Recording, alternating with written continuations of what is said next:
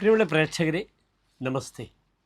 നമ്മുടെ ചർച്ച ചെയ്യുന്നത് ബുധൻ്റെ ഇടവം രാശിയിലേക്കുള്ള ചരവശാലുള്ള മാറ്റവും ഈ മാറ്റം മേടം മുതൽ മീനൻ രാശി വരെയുള്ള 12 രാശിക്കാർക്കും എപ്രകാരം ശുഭാശുഭ ഫലങ്ങളെ പ്രദാനം ചെയ്യുന്നു എന്ന വിഷയവുമാണ്.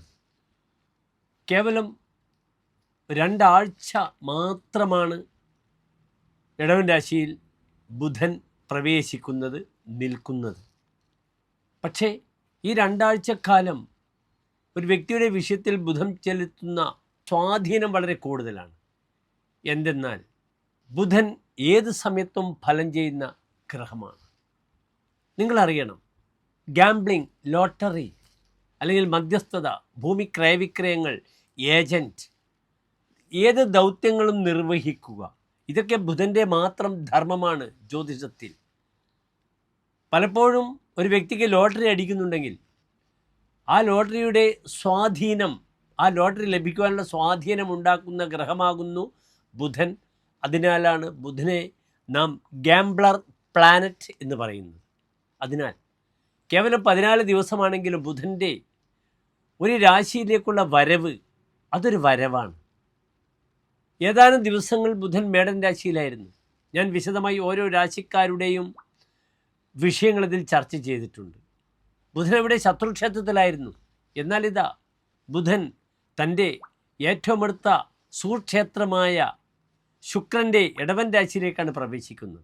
ആ ബുധൻ നമുക്കിതാ 2025 മെയ് 23 മുതൽ ജൂൺ 6 വരെയുള്ള 1200 ഇടവമാസം 9-ാം തീയതി മുതൽ ഇടവമാസം 23-ാം തീയതി വരെയുള്ള കേവലം 14 ദിനങ്ങൾ, 2 ആഴ്ച ഉണ്ടാക്കുന്ന ശുഭാശുഭ ഫലങ്ങളെയാണ് നാം ഇവിടെ ചർച്ച ചെയ്യുന്നത്. ആദ്യമായി മേടം രാശി.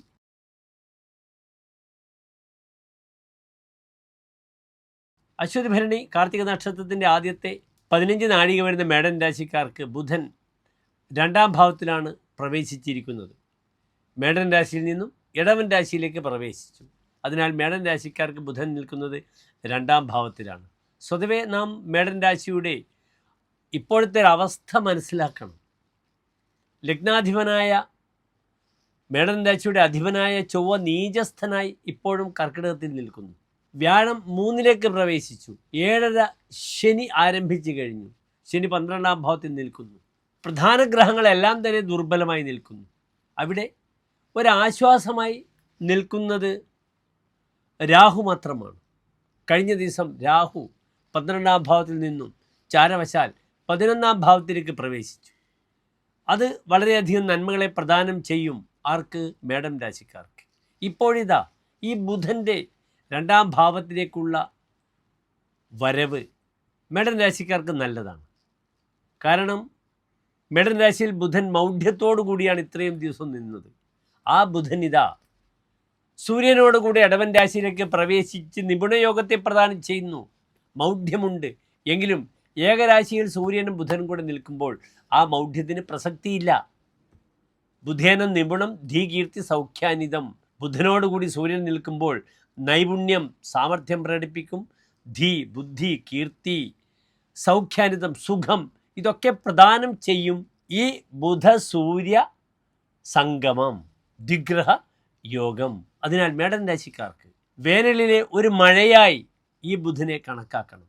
ഈ ബുധൻ നല്ല ഭാവത്തിൽ 2-ാം ഭാവത്തിൽ നിൽക്കുന്നു. 2-ാം ഭാവത്തിൽ ബുധൻ വന്നാൽ ഹോരാചാര്യർ പറഞ്ഞിരിക്കുന്ന ഫലം എന്താണ്? ധനി എന്നാണ്. അതിനാൽ തനിക്കൊരു ധനപരമായ അഭിവൃദ്ധി എന്തായാലും ഈ ബുധനുണ്ടാക്കും. മറ്റൊരു പ്രധാനപ്പെട്ട വിഷയം ചമത്കാര ചിന്താമണിയിൽ പറഞ്ഞിരിക്കുന്നു.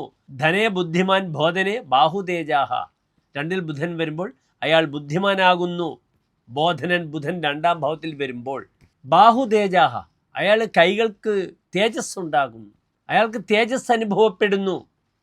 സഭാസംഗതോ ഭാസതേ വ്യാസയേവ. അയാളിതാ ഒരു സദസ്സിൽ വ്യാസനെ പോലെ ശോഭിക്കുന്നു. പാണ്ഡിത്യം കൊണ്ട്, അറിവ് കൊണ്ട് ശോഭിക്കുന്നു.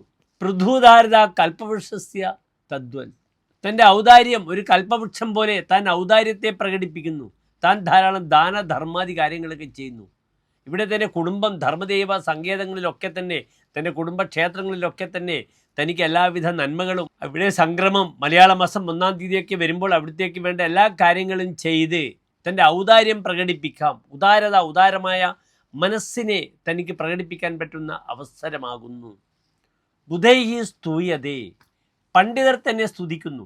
പാണ്ഡിത്യത്തിൻ്റെ ഗ്രഹമാകുന്നു ബുധൻ, ഗണിതത്തിൻ്റെയും അറിവിൻ്റെയും ഗ്രഹമാകുന്നു ബുധൻ. അതിനാൽ പണ്ഡിതർ തന്നെ സ്തുതിക്കുന്നു. ഭോഗത ഷൽപധോയം, ഒരു ഷഡ്പദത്തെ പോലെ, ചിത്രശലഭത്തെ പോലെ താൻ ഭോഗിക്കുന്നു. താൻ പറന്ന് നടന്ന് ഭോഗസുഖങ്ങൾ, ഭൗതികമായ സുഖങ്ങളെല്ലാം അനുഭവിക്കുന്നു എന്നൊരു നല്ല ഫലം മേടൻ രാശിക്കാർക്ക് ഈ ബുധൻ പ്രദാനം ചെയ്യുന്നതാണ്. ഇടവ രാശിയിലെ ബുധനാണ്. അതിനാൽ നിങ്ങളുടെ പ്രാർത്ഥന ഓം ലക്ഷ്മി നരസിംഹ മൂർത്തയേ നമഃ, ഓം ലക്ഷ്മി നരസിംഹ മൂർത്തയേ നമഃ എന്ന പ്രാർത്ഥന. പാനകം, തുളസിമാല, ഭാഗ്യസൂക്താർച്ചന, സുദർശന പുഷ്പാഞ്ജലി വഴിപാടായി സമർപ്പിക്കുകയും ചെയ്യുക. എല്ലാ പ്രിയപ്പെട്ട മേടൻ രാശിക്കാർക്കും ശോഭനമായ നല്ല ഒരു 14 ദിവസക്കാലം ബുധൻ നൽകട്ടെ എന്ന് പ്രാർത്ഥിക്കുന്നു. നന്ദി, നമസ്കാരം.